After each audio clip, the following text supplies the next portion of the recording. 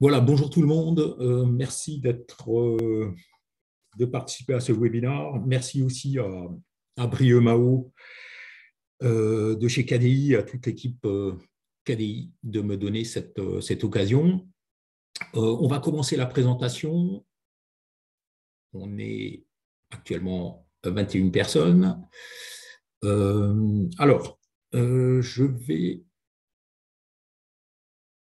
J'espère que tout le monde voit mon écran. Je vais donc commencer la présentation slide par slide. On se prévoit une séance de questions-réponses à la fin de la présentation. Je vous encourage à m'envoyer vos questions par le bouton discussion ou questions-réponses juste à côté à droite. Et on pourra échanger à la fin de la présentation. Alors,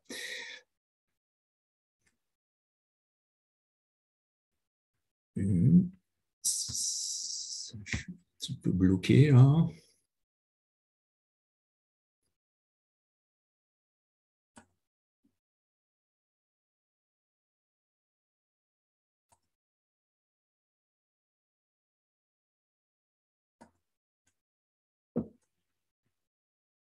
Voilà. Donc là, je pense que ça fonctionne et qu'on est passé à la première slide. Donc, on va d'abord parler de cellules à hétérojonction, puisque c'est quand même un des principaux ou des principales caractéristiques de nos modules photovoltaïques. Donc, en 2-3 mots, pour ceux que je n'ai pas encore rencontrés, qu'est-ce que c'est une cellule à hétérojonction? C'est une cellule qui utilise deux matériaux différents, plus précisément deux types de silicium, en ce qui nous concerne différents, du CSI, donc du silicium cristallin, et du silicium amorphe, qui forment, donc, comme c'est écrit là, la jonction PN. Bon, c'est un petit peu complexe, ces notions de jonction PN, donc on ne va pas rentrer dans le détail. L'hétérojonction ayant été inventée par Sanyo il y a déjà fort longtemps, et d'ailleurs le brevet de l'hétérojonction est dans le domaine public. Sanyo qui a été après repris par Panasonic, et moi-même j'étais chez Panasonic avant d'être chez Meyer-Burger. Alors, on voit là la coupe de cette cellule. On retrouve au centre le wafer mono. Je vais essayer de retrouver ma souris. Voilà, excusez-moi.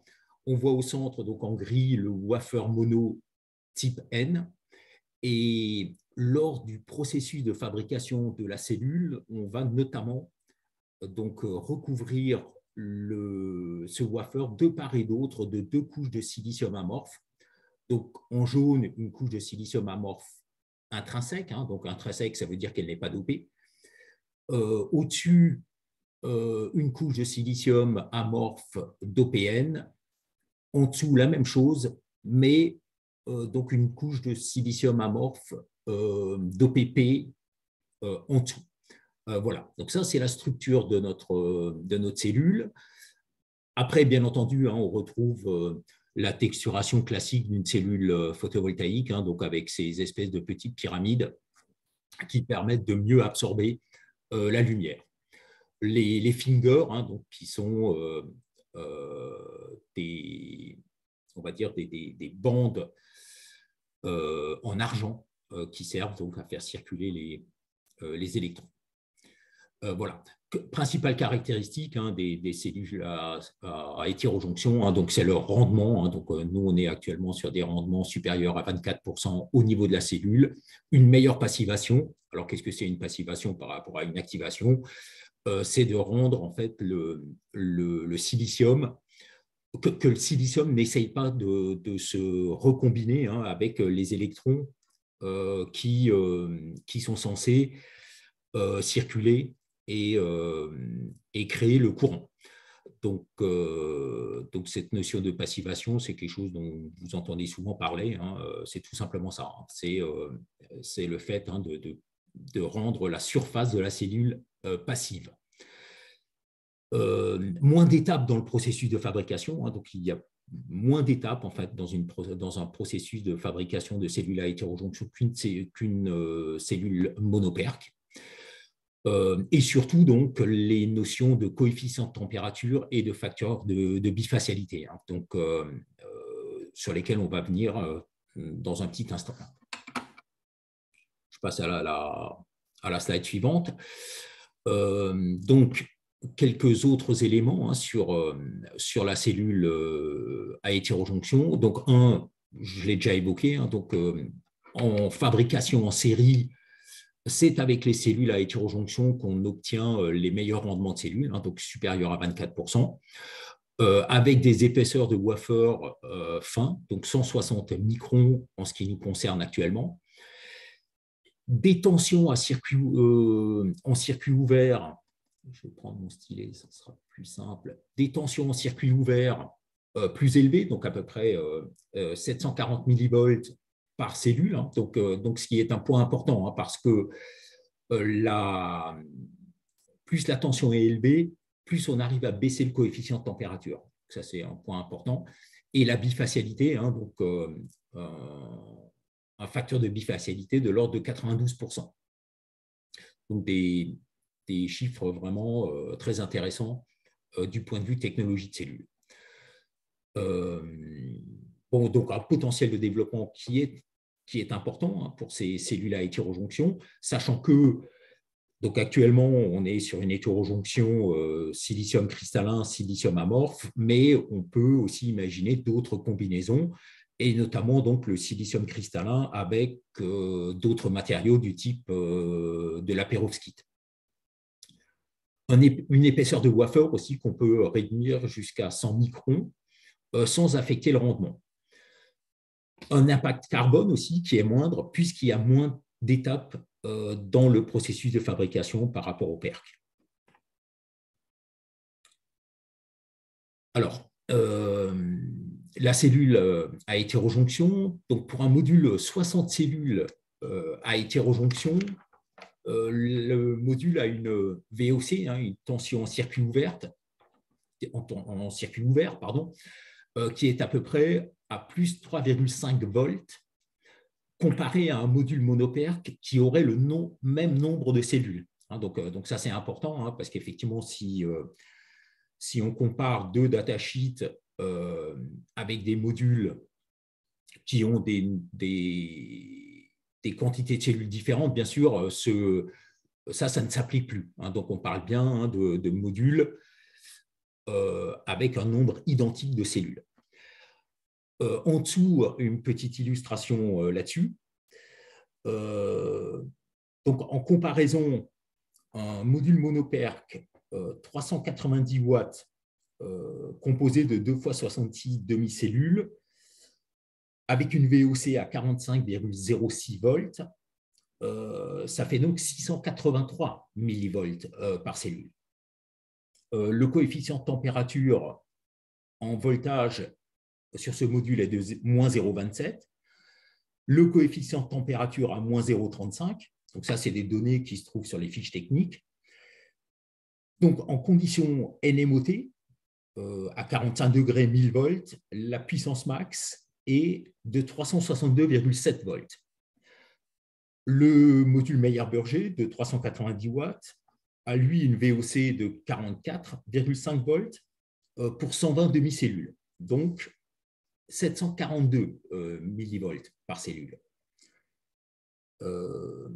D'ailleurs, entre parenthèses, hein, on retrouve à peu près les mêmes valeurs, hein, sur les anciens modules Panasonic à hétérojonction qui avaient des voltages beaucoup plus élevés, mais qui étaient des 96 cellules. Donc, avec notre coefficient de température en puissance de 0,26, hein, qu'on voit ici, à NMOT, on obtient une puissance de 369,7 watts, soit 7 watts de plus par module dans les mêmes conditions. Hein. C'est ce qu'on retrouve ici sur le tableau à droite. Donc, 7 watts de plus par module. Et à 60 degrés de température module, on est même à plus 12 watts. Et 60 degrés de température module, c'est des températures qu'on atteint assez facilement. Donc, ce coefficient de température est vraiment on va dire, l'argument principal en faveur de l'hétérojonction, ce coefficient de température très bas. Donc, le SmartWire Connection Technology, qui est notre système d'interconnexion de cellules. Alors, le SmartWire est un concept d'électrode, film microcable. Donc, c'est un film plastique qui va contenir 16 petits microcâbles en cuivre étamé. Alors, pour ceux que j'ai déjà rencontrés, en général, j'ai mon petit kit de démonstration. Donc, ce SmartWire est un brevet Meyer-Burger. Donc, on est les seuls ou quasiment les seuls à utiliser ça. Et le principal avantage de ce SmartWire est la résistance moindre du système. L'ombrage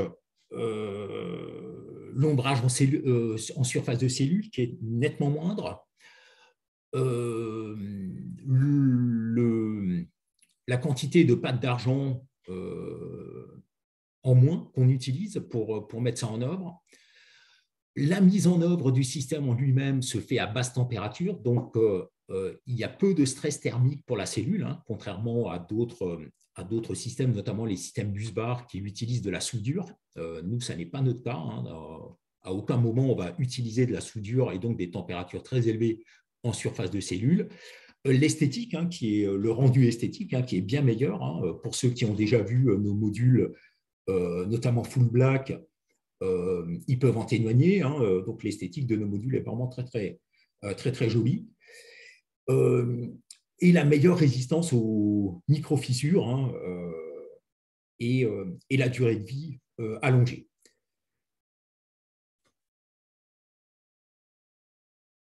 Alors, comment le SmartWire est-il mis en œuvre concrètement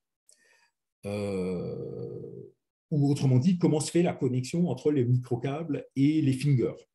Donc, il y a deux phases. Donc, le premier, lors du processus de métallisation, le film est simplement collé sur la cellule. Et ça à une température inférieure au point de fusion du film. Donc, à ce point-là, lors du processus de métallisation, le film ne fond pas. Par contre, lors de la lamination, cette fois-ci, la température est plus élevée et le film va fondre. Et par la pression de la lamination, les câbles vont être poussés sur les fingers et vont créer les contacts. Donc c'est comme ça que c'est mis en œuvre. Bon, c'est assez, on va dire, c'est pas très simple à expliquer comme ça de façon théorique, mais notamment à l'usine, chez nous, tous ces processus sont visibles et c'est beaucoup plus parlant. Donc ça. Autre avantage, le réseau d'interconnexion est aussi beaucoup plus dense en surface de cellule, ce qui offre aussi plus de possibilités à un électron en cas de micro-fissure. Et un autre avantage aussi de la cellule à hétérojonction et du système SmartWire, c'est que la cellule en elle-même est aussi plus souple. Le rendu esthétique est aussi meilleur, comme je viens de le dire. Voilà, donc tout ça, c'est vraiment on va dire, notre marque de fabrique, l'hétérojonction plus le système SmartWire. C'est vraiment ça qui fait notre différence, la combinaison de ces deux éléments. Parce qu'avoir une cellule à rendement élevé, c'est une chose, mais ce rendement, en fait, doit être conservé lors de l'interconnexion des cellules l'une à l'autre. Autre avantage du SmartWire, comme je l'ai déjà un petit peu évoqué, c'est qu'il utilise moins d'argent qu'un système classique monoperque et un ombrage optique aussi de la cellule qui est nettement diminué. D'abord, au niveau utilisation de l'argent, il faut savoir que le coût lié à l'utilisation de l'argent baisse de 66% dans notre cas. Et donc, le coût du module est réduit de 6%. Et pour information, hein, donc ça c'est une information qui est assez intéressante, la pâte d'argent, lors de la fabrication d'un module, représente 7% du coût total du module. Donc c'est un coût très élevé, hein, dans le poste coût total du module, hein. Donc plus on arrivera en fait à se passer de pâte d'argent, et plus un fabricant peut baisser le coût de ses modules. Au niveau ombrage, donc quelques valeurs, hein, donc sur la gauche, on voit par exemple donc au centre un multibus bar. Après métallisation et connexion de la cellule, l'ombrage, hein, total qu'on voit ici est égal à 5,1%. Pour notre système, hein, sur le SmartWire, il est de 4,3%. Donc, on réduit quand même fortement. Alors, bien sûr, ça a l'air de ne pas être grand-chose, mais en matière de rendement, d'amélioration de rendement de cellules et de modules, hein, on joue vraiment sur des pouillèmes, un petit peu sur plein de paramètres, pour arriver à de meilleurs résultats. Et bien sûr, l'ombrage optique, hein, en surface de cellule est un élément très, très important, puisque là où il y a ombrage, bien sûr, il n'y a pas, il y a, il y a pas, il n'y a pas de production, hein. La cellule n'est pas active.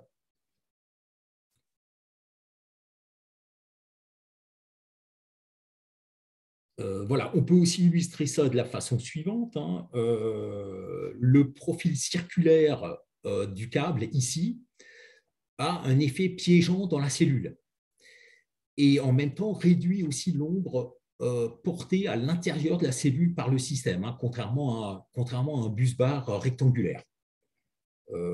Donc, cette notion, hein, d'avoir des câbles circulaires, c'est quelque chose d'important, hein, parce que ça évite, hein, les pertes directes de lumière, les lumières reflétées en fait, hein. Sur le bas, hein, donc en matière au niveau électrique, hein, l'espace entre deux câbles étant moins grand qu'entre deux bus bars, il y a moins de résistance avant que l'électron n'arrive à la grille. Donc c'est pareil, hein, donc ces notions sont importantes, hein. Donc vu qu'on a beaucoup plus de câbles en surface de cellules, l'électron, avant d'arriver à un de ces câbles, doit parcourir moins de distance. Voilà. Alors maintenant, quelques éléments sur la bifacialité, hein, parce qu'on s'aperçoit, hein, que la bifacialité, ça reste un domaine encore assez flou, hein. On est encore beaucoup comment dire, dans une façon empirique, on va dire, de la bifacialité. Donc, quelques éléments à ce niveau-là qui, j'espère, pourront apporter quelques réponses. Alors, tout d'abord, à gauche, donc ici, hein, ce document, hein, qui vient du TÜV d'ailleurs, hein, l'effet de l'albédo sur l'irradiation. Donc, ce tableau, hein, se lit de la façon suivante, hein, à albédo 0 ici. Donc, on est en fonctionnement type monofacial. Et si on part donc à 900 watts, donc à albédo 0, à albédo 0,5, on est à 1300 watts, donc à plus 400 watts. Pour de la neige fraîche ici, hein, là, où on est à un albédo à peu près de 0,8, on passe à 1500 watts. Donc des valeurs, hein, qui sont quand même intéressantes. À droite, hein, donc le graphique qu'on voit ici se déchiffre de la façon suivante, hein. Si on illumine à 135 watts ici, la face arrière du module, donc ce qui correspond d'ailleurs aux conditions STC de test des modules bifaciaux, donc à 135 watts, sur la face arrière, la puissance additionnelle de l'hétérojonction est supérieure de 8 watts à celle d'un module monopère, bifacial, hein, bien sûr, à conditions équivalentes. Et bien sûr, plus l'irradiation est forte, hein, comme on le voit, plus la différence devient importante. Donc, au niveau d'un module, qu'est-ce que ça donne, hein? Alors, tout d'abord, un postulat de base, bon, qui semble évident, mais c'est bien de le redire, hein. Un module bifacial absorbe les rayons solaires par la face avant et la face arrière. Il produit donc plus d'énergie qu'un module monofacial qui aurait la même puissance crête. Et ce gain d'énergie, hein, dépend de deux facteurs. Si on part d'une inclinaison de module à 30 degrés, par exemple. Donc, le premier facteur, c'est la hauteur de l'installation par rapport au sol ou au toit.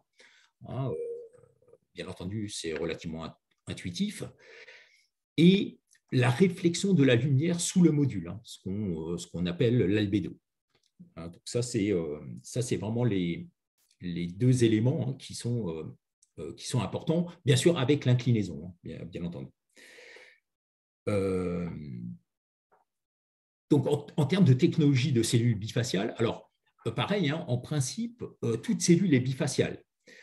Sauf qu'en assemblant ces cellules sur un module monofacial, l'arrière du module est recouverte d'un polymère, donc du Tedlar par exemple, ce qui va en fait obturer la face arrière du module. Alors que dans un module bifacial, la face arrière est recouverte d'un backsheet transparent ou d'une couche de verre, et ce qui va permettre en fait au module de fonctionner aussi de la face arrière.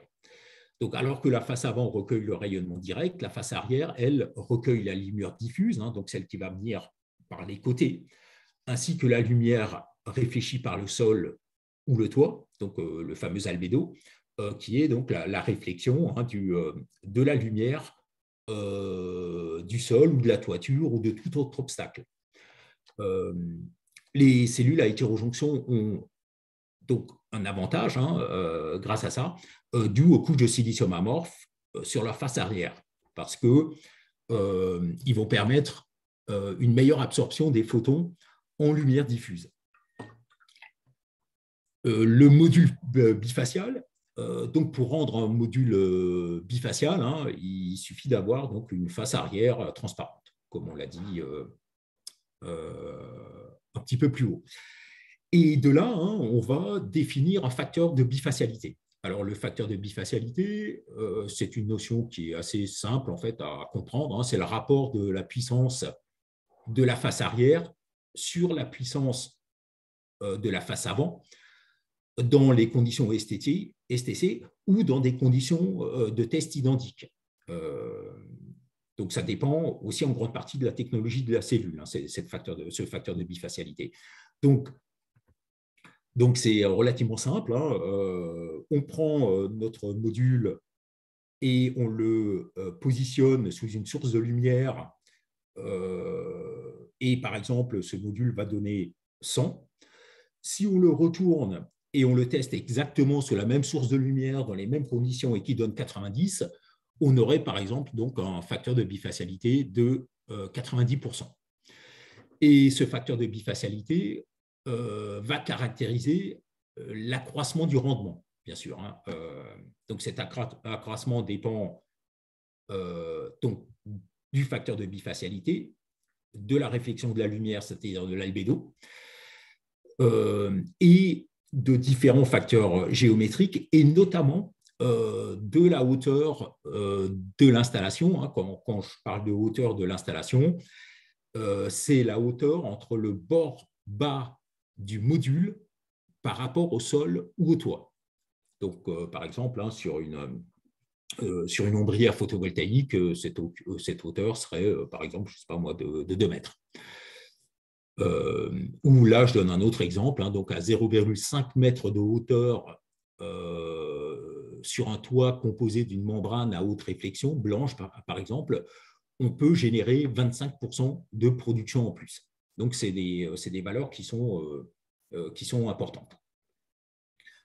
Alors, pour revenir sur l'albédo, rapidement, excusez-moi 30 secondes.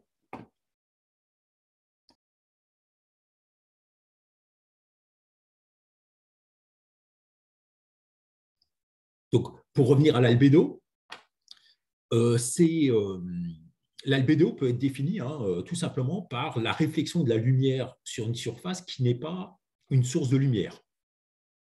Donc, l'albédo, c'est un rapport, il n'y a pas d'unité, c'est simplement un rapport entre l'irradiation directe et la lumière réfléchie par la surface. Donc, je prends un exemple là, la neige fraîche qui a un albédo de 0,8, ça veut dire que la neige fraîche va réfléchir 80% de la lumière qu'elle reçoit. Et un autre élément, donc pour bien situer la chose, donc une surface noire a un très petit albédo, donc proche de 0, parce qu'en fait toute la lumière va être absorbée, et une surface claire aura un albédo élevé. Par exemple, un miroir, par définition, ça aurait un albédo quasiment de 1, puisque toute la lumière est réfléchie. On avait dit, voilà, donc on avait parlé du facteur de bifacialité qui, bien sûr, caractérise l'accroissement du rendement. On a parlé d'albédo. Donc, ça, c'était terminé. Voilà. Alors, sur cette slide, donc, il y a quelques exemples d'albédo, par exemple, sur la droite. Alors, c'est en anglais, mais bon, en 2 mots, le béton, donc 16% d'albédo, la savane, une surface verte, du gravier blanc, 27%, du sable mouillé, 28%, le désert, 29%, et tout en bas, donc de la neige fraîche, quasiment à 85% d'albédo. Donc voilà pour cela. Alors, oui, alors ce qui est important aussi de savoir, c'est que l'albédo est une notion dynamique, on va dire. C'est-à-dire qu'elle change dans le temps. La même surface, notamment, si vous avez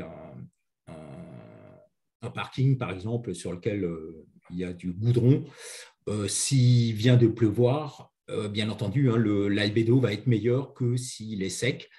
L'albédo dépend aussi de l'épaisseur de la surface, de son uniformité.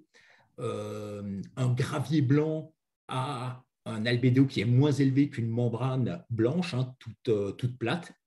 Donc ça, c'est des éléments qui sont importants.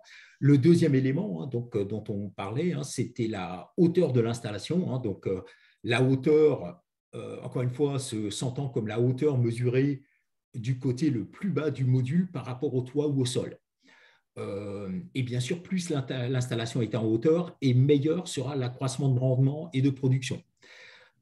Alors jusqu'à un certain point, il y a un effet saturation au-delà d'1 mètre, comme on le voit là sur le tableau en bas à droite. Donc au-delà d'une certaine hauteur, on plafonne. Donc, le bon compromis se situe par exemple à 0,5 mètres, à un demi-mètre, à 30 degrés d'inclinaison. Après, bien sûr, il y a d'autres paramètres qui rentrent en jeu, et notamment qu'en toiture, on ne peut pas avoir des installations avec des hauteurs trop élevées par rapport à la toiture pour des questions de prise au vent. Alors, l'accroissement de rendement, bien sûr, va en grande partie aussi dépendre du système de fixation des modules, donc qui est déterminant, et notamment par le fait qu'il vaut mieux éviter d'avoir des rails classiques qui passent sur l'arrière du module, puisque ces rails vont porter de l'ombre sur la face arrière du module. Donc, il vaut mieux privilégier des systèmes où les modules en fait, sont insérés dans les rails, ou en tout cas éviter tout obstacle qui porterait de l'ombre sur la face arrière du module. C'est important. Alors, en termes de gains en énergie, donc, chez Meyer-Burger, on a plusieurs bancs tests qui sont en cours à travers le monde.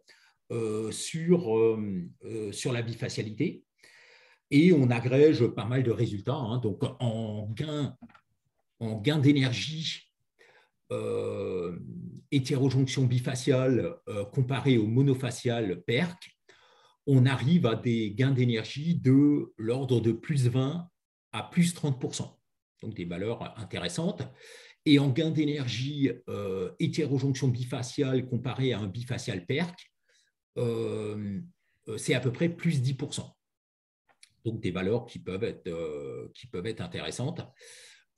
Après, ça reste des bancs de tests, hein, et le meilleur serait bien sûr d'agréger un maximum de résultats sur des installations existantes, hein, ce qui commence à avoir le cas. Et nous, on communiquera bien sûr, hein, sur des installations, sur de réelles installations dans les prochains temps. Donc, les comparaisons se font bien sûr à conditions équivalentes entre modules. Hein, et il faut noter aussi, oui, que dans les régions à climat saisonnier, hein, comme par exemple en Europe ou en France, hein, le gain en hiver des modules bifaciaux par rapport aux monofaciaux est plus élevé qu'en été. Je parle bien en pourcentage. Hein. Donc la différence en pourcentage est plus élevée en hiver qu'en été. Et les gains les plus importants ont lieu aussi en pourcentage, hein, toujours, lors de journées moins ensoleillées qu'au courant des journées plus ensoleillées, hein, contrairement à ce qu'on pourrait éventuellement penser.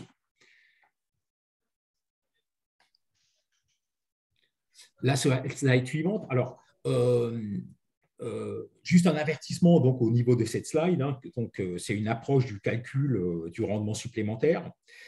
Alors, ce n'est pas moi qui ai inventé cette formule, hein, loin s'en faut. D'ailleurs, il y en a certains qui l'ont sans doute déjà vu. Hein, c'est celle qui figure dans un document de SolarWorld. Alors, ça a l'air assez compliqué, comme ça au premier abord, mais moi, je l'ai testé avec différentes hypothèses et ça fonctionne assez bien, hein, en termes de résultats. Et finalement, c'est aussi plus simple que ça en a l'air. Vous pouvez d'ailleurs la tester. Hein, moi, j'enverrai le document à Brieux par la suite, hein, qui vous le fera passer. Voilà. Alors, simplement, hein, cette formule fonctionne qu'en cas d'utilisation en toiture, hein, donc quand il y a plusieurs lignes de modules, par exemple, ou au sol. Pour les ombrières photovoltaïques, voilà, je n'ai pas de réponse à ce niveau-là. Hein. Donc là, il faudra vraiment attendre les résultats des bancs de tests pour savoir un petit peu comment ça se passe et élaborer une formule à partir de résultats, en fait. Hein. Alors, donc la formule, hein, donc c'est albédo multiplié par bifacialité, jusqu'à là c'est simple, multiplié par facteur géométrique. Et le facteur géométrique, hein, c'est cette formule qu'on voit là, qui tient compte de la distance entre deux lignes de modules et de la hauteur des modules. Si on considère une inclinaison entre 0 et 25 degrés. Donc, la formule, hein, donc vous avez ici les valeurs à rentrer sur cette formule, hein, et notamment donc, les deux valeurs qui, elles, changent. Hein, donc, le grand A qui se trouve ici, qui est la distance entre deux lignes de modules, et le grand H, hein, qui est la distance entre le point le plus bas du cadre et le sol, hein, donc la hauteur. Et après, on peut calculer ça. Hein, donc, l'albédo, hein, c'est... alors, il ne faut pas rentrer un pourcentage, mais un chiffre entre 0 et 1. Donc, par exemple, tout à l'heure, on disait l'albédo de la neige, donc qui serait 0,8. Et la bifacialité, pareil. Hein, donc, ne pas rentrer le pourcentage, mais un chiffre entre 0 et 1. Donc, ce qui veut dire, hein, que si vous prenez notre module, par exemple, qui est à 90% minimum, il faudrait prendre 0,9. Et après, donc, calculer le facteur géométrique, hein, avec cette formule-là. Encore une fois, hein, qui a l'air assez compliquée, mais qui finalement est plus simple qu'elle n'en a l'air. Et ça fonctionne. Hein, donc, vous verrez, hein, qu'on retrouve vraiment des chiffres, hein, qui sont proches de ce que j'évoquais dans la slide d'avant, hein, c'est-à-dire des gains d'à peu près 20%. en prenant bien sûr des modèles, on va dire, fonctionnels. Hein. On n'est pas toujours sur de la neige fraîche. Voilà. C'est terminé pour la présentation. Hein. Là, sur la dernière slide, hein, d'ailleurs, vous voyez mon adresse mail. Hein. Vous pouvez aussi m'envoyer des questions et j'essaierai d'y répondre, hein, sachant que j'essaierai d'y répondre dans la mesure de mes moyens. Je ne suis pas spécialement chercheur en physique ou en chimie, mais voilà. Donc là, il est 11h47, OK.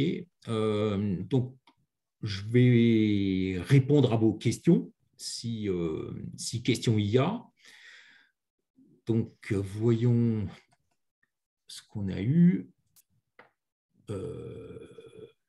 Alors, Arthur Billard, bonjour. Auriez-vous, s'il vous plaît, des cours présentant l'évolution de l'apport d'énergie provenant de la face arrière en fonction de la hauteur des panneaux par rapport au sol?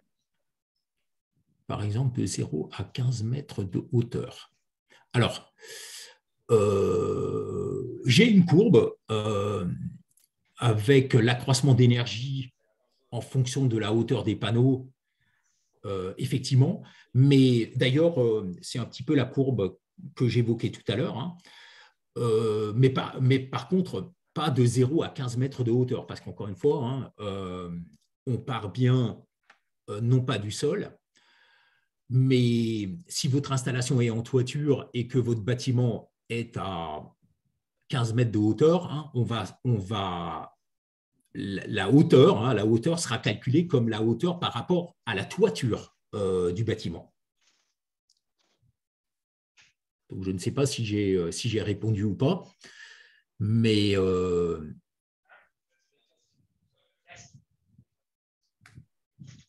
oui, alors la courbe est empirique en fait. Hein. Et l'asymptote hein, donc, est à peu près à 1 mètre en fait. Hein. Donc après, au-delà d'1 mètre, hein, la courbe va s'aplatir. Hein, il n'y a plus d'accroissement en fait, hein, au-delà d'une certaine hauteur.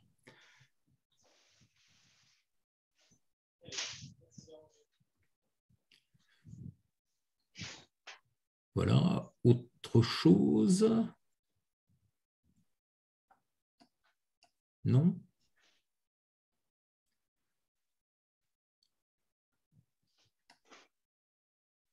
Thomas, Meyer Burger a communiqué sur le fait que son polysilicium provient de chez Wacker en Allemagne, mais d'où viennent les wafers, sachant que vous ne fournissez pas chez Norsol, l'un des seuls fournisseurs européens? Absolument juste. Donc effectivement, notre polysilicium provient de chez Wacker. Les wafers proviennent d'Asie. Hein, on ne s'est jamais caché de ça. Puisqu'effectivement, hein, la filière norvégienne est quasiment saturée. Alors, par contre, juste une petite remarque, hein, on vient de faire les premières séries avec du wafer Norson. Par contre, comme c'est des séries qui étaient relativement courtes, on n'a pas de certisolis de certificat certisolis sur cette filière actuellement.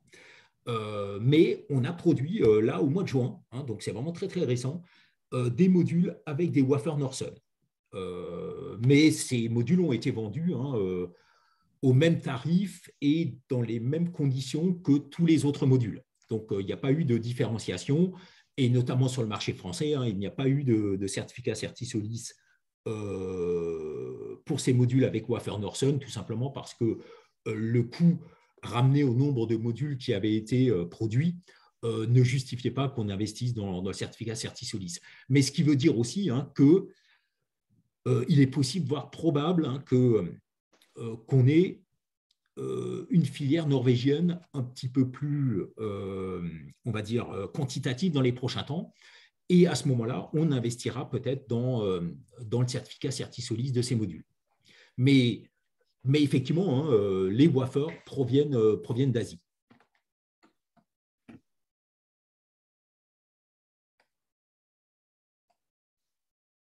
Voilà. Arthur avait posé la même question. Donc, effectivement, les wafers, encore une fois, hein, proviennent d'Asie.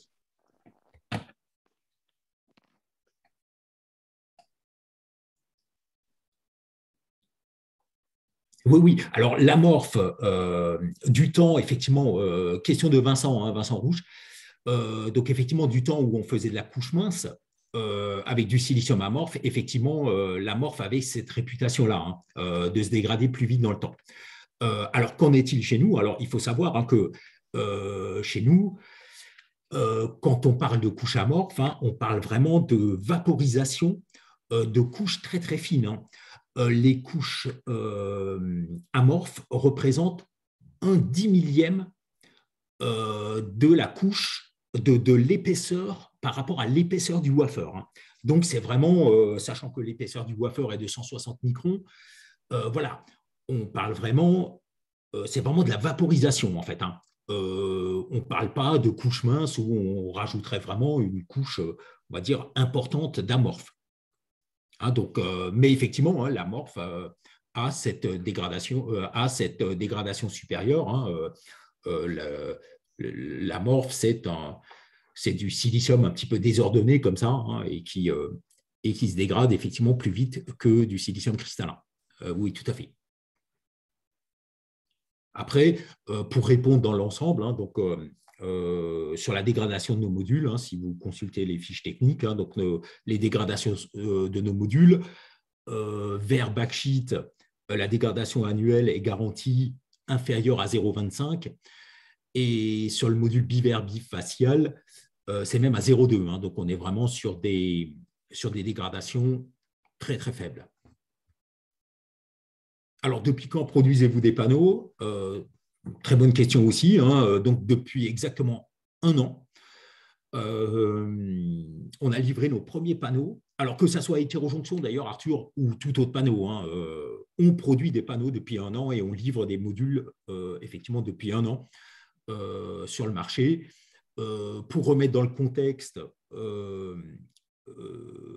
qu'était le métier en fait de Meyer Burger auparavant, hein, nos clients étaient les fabricants de panneaux et de cellules, hein. Et Meyer Burger fabriquait des éléments, hein, des machines qui rentraient sur des lignes de production de cellules ou de modules. Donc, c'était ça notre job, et ça pendant plus d'une vingtaine d'années. Donc, nous, on vient du module photovoltaïque, hein. On ne s'est pas inventé comme ça du jour au lendemain, fabricant de modules, hein. On a vendu des machines à peu près à tous les gros industriels du monde du module photovoltaïque, hein. Tout le monde était client pardon, pas hétérojonction, mais Meyer Burger. Thomas, vous utilisez un étamage basse température à base de bismuth qui fond en lamination, sachant que le bismuth est un sous-produit de l'extraction minière du plomb. Est-ce bien raisonnable de mettre en avant le côté ROHS? Très honnêtement, Thomas, je ne sais pas de quoi vous parlez. Si c'est le cas, je l'apprends. En tout cas, nos modules sont certifiés ROHS et sont notamment certifiés sans aucun plomb. Donc, le bismuth, sous-produit de l'extraction minière du plomb, tout ça, moi, je ne peux pas me prononcer là-dessus. Je n'ai pas l'info ni dans un sens ni dans l'autre. Mais en tout cas, nos modules sont garantis zéro plomb. Et ça par écrit. Et ROHS, bien entendu, aussi. Mais je me note quand même la question que je vais aller poser tout de suite à la recherche et développement chez nous. Question de Christophe Bonnet. Quels sont les modules actuellement disponibles? D'ailleurs, bonjour Christophe. Alors, sont disponibles actuellement les modules, ou du moins, on va dire, qu'est-ce qui se trouve actuellement sur le marché français dans la distribution? Donc, les modules Full Black 375, hein, donc ça, c'est un module qui est, on va dire, régulièrement approvisionné par nos distributeurs et notamment par KDI. Le module Biver en 370 et en 375, ainsi que les modules fonds blancs qui doivent être présents en France en 380 et en 390. Voilà. Donc ça, c'est vraiment la situation telle qu'elle existe en France. Question de Vincent Rouche, est-ce que vous avez un avis technique avec un système de fixation toiture-tuile? Alors, Vincent, pas un avis technique, mais on a des ETN avec effectivement des systèmes de fixation en toiture-tuile. Il y a là-dedans K2, K2 et SDEC, donc en système fixation toiture-tuile. Non? Bon, bah, écoutez, parfait. Bah, écoutez, il est midi, donc on a exactement respecté le timing. Voilà. S'il y a d'autres questions qui se posent par la suite, n'hésitez pas à me contacter. Ça serait avec plaisir que je vous répondrai dans la mesure de mes moyens, encore une fois. Et voilà. Donc, je propose qu'on arrête là. Merci à tout le monde. Merci pour votre participation. Désolé pour le petit couac technique. Merci à Brieux et à l'équipe KDI.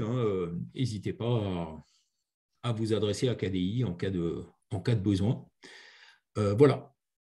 Merci tout le monde.